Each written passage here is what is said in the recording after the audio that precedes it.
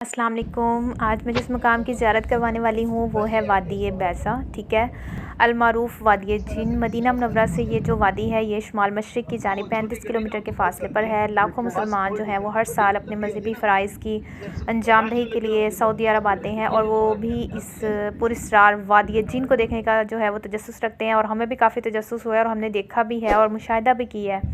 और वादी जिन की बेसिकली हकीकत क्या है, ठीक है।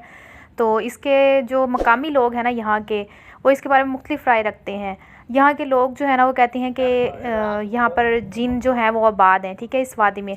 और वो किसी इंसान का यहाँ आना जो है ना वो बर्दाश्त नहीं करते। इसीलिए जैसे ही गाड़ी वादी की हदूद में दाखिल होती है ना तो वो गाड़ी खुद ब खुद ही चल कर ना उस हदूद से बाहर निकल आती है खुद ब खुद ही। इसका ना एक साइंटिफिक रीज़न भी है, ठीक है। साइंटिफिकली रीज़न ये है कि दुनिया में जो 7 ऐसे मकामात हैं जो कशिश शकल की वजह से ना चीज़ों को अपनी तरफ खींचते हैं, ठीक है।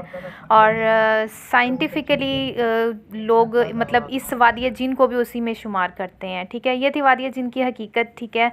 और यहाँ पे भी हम लोगों ने पानी का भी मुशाहिदा किया है। हम लोगों ने पानी जो है वो डाला है नीचे, ठीक है। नशीब में जाने की बजाय बुलंदी की तरफ जाने लगा, ठीक है।